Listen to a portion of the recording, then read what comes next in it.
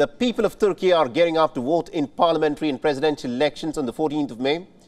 On Friday, the main pro-Kurdish party and also its leftist allies called on voters to back President Erdogan's main rival. The announcement pushes one of Turkey's largest voting blocs behind the opposition candidate Kemal Kılıçdaroğlu. It also further complicates Erdogan's path to a third decade of rule over Turkey. Herkes sandıklara gidecek. 2 oy kullanacak. 2 oy.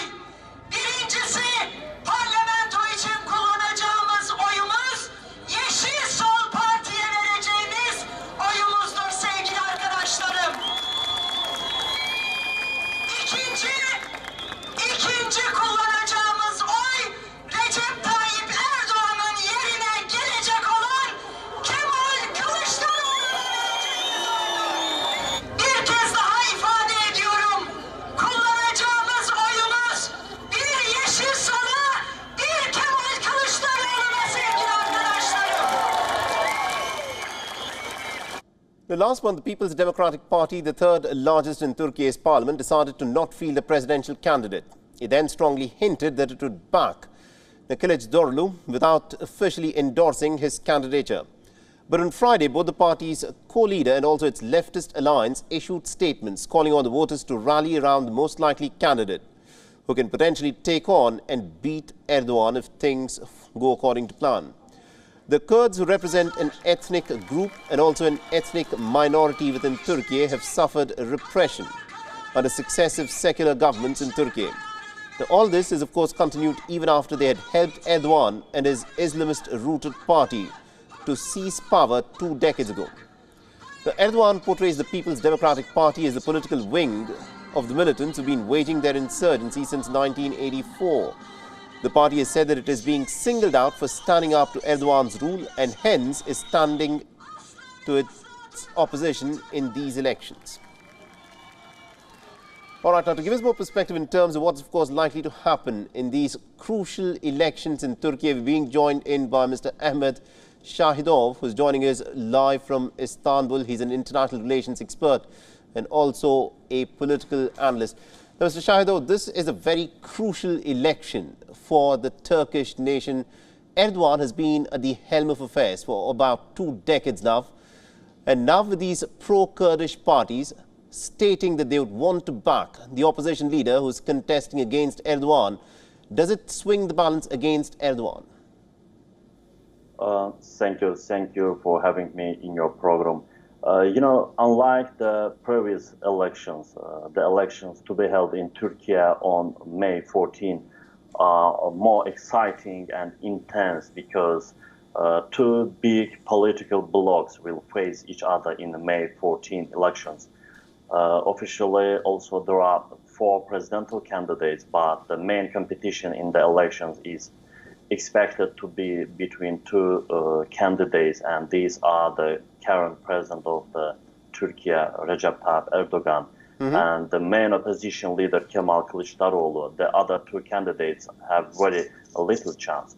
And the May 14 elections will go down in history of the Turkey as the election that will determine the fate, the future of the Turkey, because if the current President Recep Tayyip Erdogan will be re-elected, there will be no change in Turkey's foreign policy and internal policy as well. And Turkey will conduct a more independent foreign policy, independent relations with the Turkic states, and Eurasia will strengthen.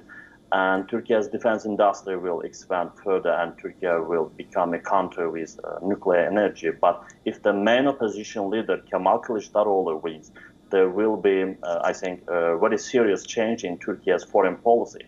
Turkey will fully integrate into the West, United States and Europe, and steps will be taken, very serious steps will be taken in accordance with the policies of US and NATO. And of course, this will affect Turkey's relations with its current allies, I mean Russia and China, and Turkey can take an active role in Ukrainian war, and Ankara's policy in Iraq and Syria may change as well. And from this point of view, the elections in Turkey are not an internal issue of Turkey, but elections that will affect many countries in the region and in the world. But I think that the chance of Mr. Recep Tayyip Erdogan is almost about 51%, because during the pre-election period, the ruling party, AK Party, expanded its bloc, and some additional parties like Hüdapar, Kurdish party. Mr. Shahidov, if I can just interrupt you there, it's important, as you said, that this is an election whose results will have ramifications way beyond the borders of Turkey, and in fact, this will have consequences for the region at large. But the question that I want to ask you is, after having dominated the Turkish politics for 2 decades with his hard nationalist agenda, how does Erdogan now shape up against the opposition leader who's now, taking on Erdogan, Kemal Kılıçdaroğlu? Does he still remain as popular as he was before with the Turkish people, especially at a time when the economy of Turkey is in pretty poor shape? The main opposition leader, Kemal Kılıçdaroğlu, is still popular in Turkey. And after the February earthquake in Turkey, more than 55,000 people were killed, and it also affects the current reputation of the current President Recep Tayyip Erdogan and his government as well. And thousands of people also wish to change the current rulings, the current government, and they are in front of to choose to vote to Erdogan or to vote to the main opposition party's leader, Kemal Kılıçdaroğlu. And unlike the previous elections, of course, Kemal Kılıçdaroğlu's all voices and his reputation are a little bit high, but anyway, I think that it is impossible to make any statement about the results of this election. I think you've hit the nail on the head. Thank you very much indeed, Mr. Shahidov, there for joining us and getting us all those insights. This is a crucial election that we'll continue to track very closely here on WION. WION is now available in your country. Download the app now and get all the news on the move.